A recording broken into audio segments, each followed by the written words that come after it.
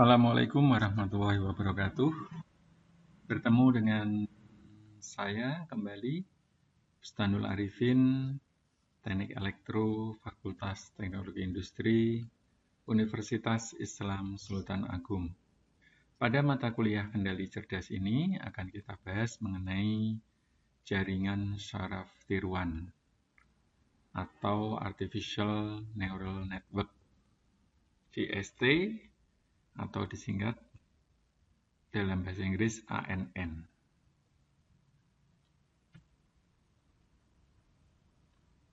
Kita ketahui bersama bahwa manusia mempunyai jaringan saraf biologis yang berpusat pada otak.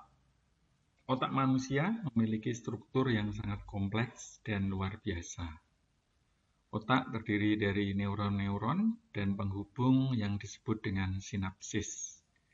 Diperkirakan manusia mempunyai 10 pangkat 22 neuron dan 6 kali 10 pangkat 18 sinapsis.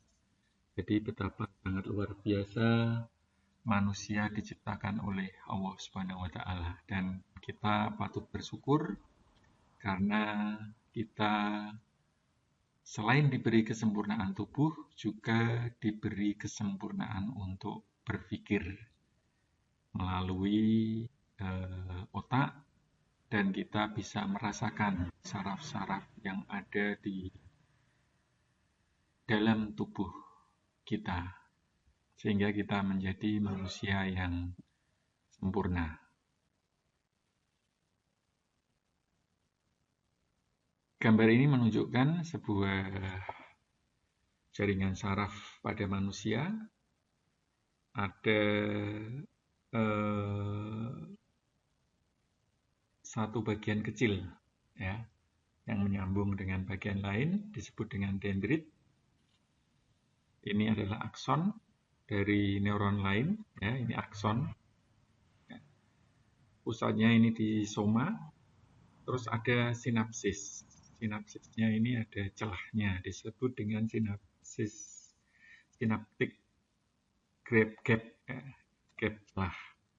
Terus dendrit pada neuron lain, sehingga satu kesatuan. Dan tadi telah kita ketahui bersama jumlahnya 10 pangkat 22 neuron. Dengan sinapsis ya, 6 ya, ini kali 10 pangkat 18. Ya, kita wajib bersyukur ya. Alhamdulillahirabbil alamin. Dengan jumlah yang sangat banyak sehingga menyebabkan otak mampu mengenali pola, ya, melakukan perhitungan, mengontrol organ-organ tubuh dengan kecepatan yang tinggi dibandingkan dengan komputer. Begitu ada rasa gatal karena digigit nyamuk, secara refleks ya, kita langsung menggerakkan tangan untuk menepuk nyamuk yang hinggap di kulit kaki misalnya ya. Kena langsung dibuang. Terus setelah itu apa yang dilakukan? Menggaruk ya, menghilangkan rasa gatal tadi. Atau kita bisa mengenali pola ya. Pola manusia misalnya, oh pagi polanya adalah bangun tidur ya, setelah istirahat semalam lalu membersihkan diri, terus setelah itu sholat ya, dan seterusnya. Juga melakukan perhitungan. Kita dilatih sejak kecil untuk mulai menghitung jari kita, terus menghitung dengan jumlah yang lebih besar dari jumlah jari kita, perkalian sampai dengan secara tidak sadar kita mudah untuk mendapatkan jawaban. Misalnya 5 kali 5 berapa? 25 ya. Ya, ini adalah hasil pelatihan dari perhitungan sewaktu di sekolah dasar dulu. Seperti itu. Dan ini lebih cepat, sangat cepat ya. Jauh dibandingkan dengan komputer yang kita punyai. Pengenalan wajah seseorang yang sedikit berubah, misalnya dia memakai topi, memiliki kumis dan jenggot, atau mungkin menggunakan masker, akan mudah dikenali oleh manusia dengan lebih cepat dibandingkan dengan komputer. Ya. Dengan suara pun kita cepat mengenali siapa itu. Apakah saudara kita, tetangga kita, orang tua kita. Ya. Bahkan ketika suara tersebut terganggu. Terganggunya apa? Karena mungkin sedang terkena flu, influenza, sehingga suaranya agak-agak ngebas. Dalam bahasa Jawa adalah bindeng, gitu ya, bindeng. Jadi tidak begitu jelas, tetapi Anda bisa segera mengenali, oh ini si A, begitu. Ya. Atau mungkin suara di telepon yang dikirimkan oleh jaringan komunikasi tentu dibatasi frekuensinya. Barangkali ketika pertama kali kita mendengar seseorang yang telepon suara ya melalui telepon, kita agak asing siapa ini. Tetapi setelah itu kita jadi tahu ya. 2 kali, 3 kali kita langsung menghafal. Walaupun suaranya agak berbeda ketika di dunia nyata dengan melalui telepon. Itu kecanggihan dari manusia. Kecanggihan manusia itu direkayasa ya, dibuat sedemikian sehingga ditiru ya. Disebut dengan jaringan saraf tiruan. Adalah sistem pemroses informasi yang memiliki karakteristik mirip dengan jaringan saraf biologis. JST dibentuk sebagai generalisasi model matematika. Ya, ini adalah intinya matematika dan jaringan saraf biologi dengan asumsi bahwa pemrosesan informasi terjadi pada banyak elemen sederhana neuron. Yang kedua, sinyal dikirimkan di antara neuron-neuron melalui penghubung-penghubung. Dan yang ketiga, penghubung antar neuron memiliki bobot yang akan memperkuat atau memperlemah sinyal. Jadi ada hal-hal yang selalu kita ingin ingat. Misalnya ya, mata kuliah, belajar. Begitu, ya. Tetapi ada hal-hal yang ingin kita perlemah. Kita tidak ingin selalu mengingat-ingat ketika terjadi musibah. Misalnya Anda di jalan, ada musibah, Anda mencoba untuk menghilangkan, ya, untuk melupakan. Berarti itu memperlemah sinyal. Tetapi ada juga untuk memperkuat. Tadi di jalan, Anda menuju ke kampus ketika pertama kali, ya, Anda perkuat ingatan Anda. Oh, jalan yang tercepat adalah ini. Ya, seperti itu. Yang keempat, untuk menentukan output setiap neuron menggunakan fungsi aktivasi yang dikenakan pada jumlah input yang diterima. Ya, kita perlu aktivasi. Misalnya kita ingat-ingat, siapa ya ini ya. Misalnya satu saat Anda sudah lupa dengan seorang guru, seorang dosen, terus langsung Anda ingat, oh ini adalah guru saya, ini adalah dosen saya ketika dulu mengajar kendali cerdas misalnya. Si guru A, gitu.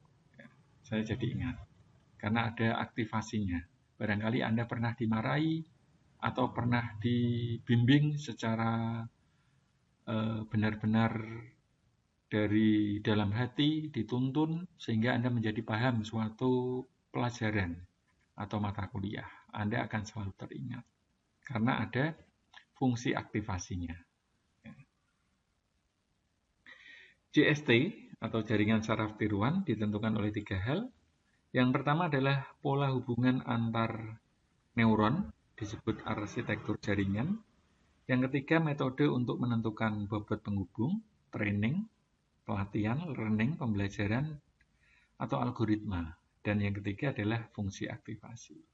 Nah, Ini bisa dilihat dalam contoh dilihat di halaman 3 buku jaringan saraf tiruan dengan MATLAB.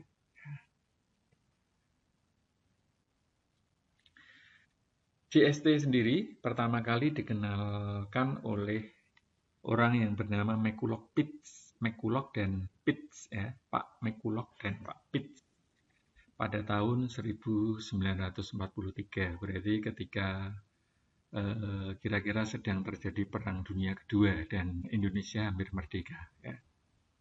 Mereka menyimpulkan bahwa kombinasi beberapa neuron sederhana menjadi sebuah sistem neural akan meningkatkan kemampuan komputasinya. Terus disempurnakan lagi tahun 58 oleh Pak Rosenblatt mengembangkan jaringan yang disebut dengan perseptron.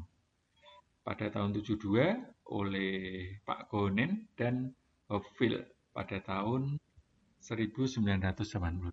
Ini akan kita pelajari ya, pada materi selanjutnya. Aplikasi GST jelas pattern recognition, pengenalan pola, ya. Polanya bagaimana tadi seperti orang yang menggunakan kumis, topi, ya, masker, atau mungkin pola musim, pola hujan, pola kemarau, begitu. Ya, signal processing, pemrosesan sinyal, ya. Jadi bisa mengenali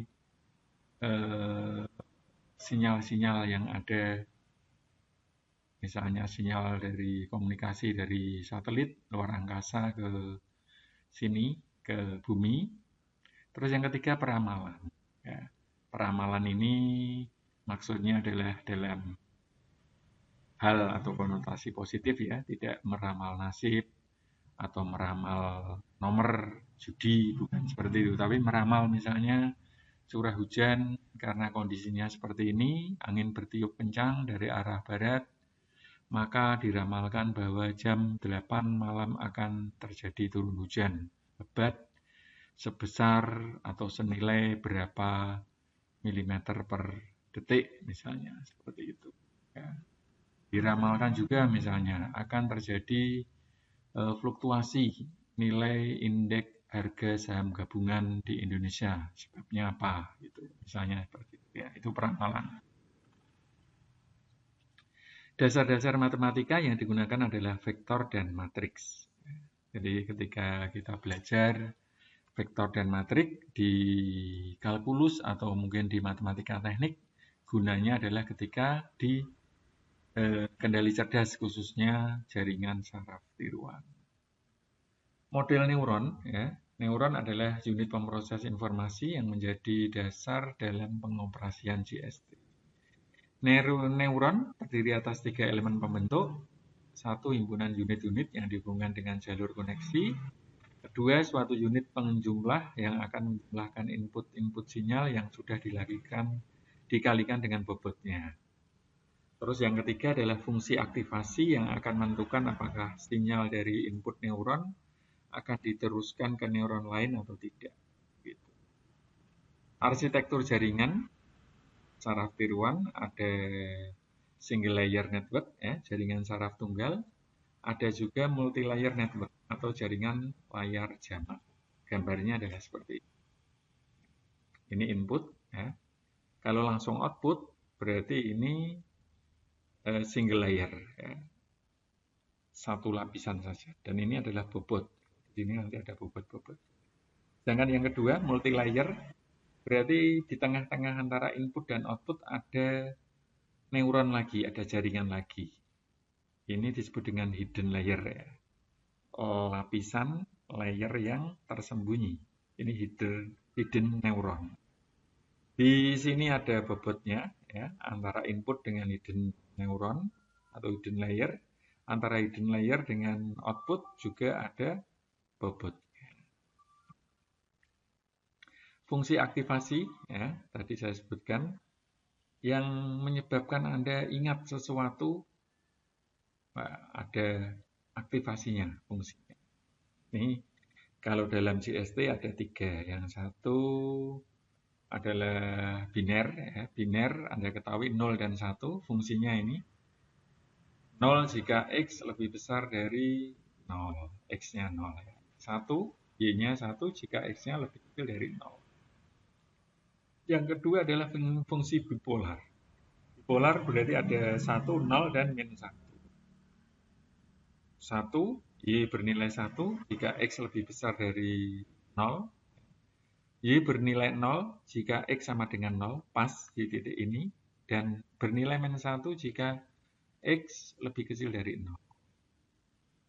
Fungsi aktivasi yang ketiga adalah fungsi sigmoid. Persamaannya ini. Ya. Ini pun bisa biner maupun bipolar. Ini 1, 0, kalau di sini contohnya. Bisa juga di sini 1 min 1. Ya. Fungsinya adalah 1 dibagi 1 plus E min X. Dan ini akan kita gunakan, akan digunakan ketika menggunakan CST backpropagation. Fungsi sigmoid ini berguna di backpropagation. Di algoritma backpropagation yang akan kita pelajari pada materi mendatang. Dan ini juga nanti kenapa kok ini? Ini karena harus bisa diturunkan. Ini nanti ada penurunan, didiferensialkan. Terus ada istilah bias dan threshold. Nah, ini jaringan tadi. X input, ini Y output, ada bobot. Ini ada yang disebut dengan bias. Bias. 1 nilainya, di sini ada bobot bias. Terus threshold itu sebenarnya di fungsi aktivasi ya. Dia mau nilainya berapa? Apakah 1, 0, 1 atau berapa? Ini input, bobot, ini bias, ya. Ini penjumlahannya. Terus ini masuk threshold, ya. Masuk fungsi aktivasi, ada thresholdnya, batasannya berapa? Threshold itu ambang, terus menjadi output. Demikian penjelasan awal dari mata kuliah CST. Terima kasih. Dan semoga menjadi amal soleh serta ilmu yang bermanfaat. Amin. Allahumma amin. Saya akhiri. Wassalamualaikum warahmatullahi wabarakatuh.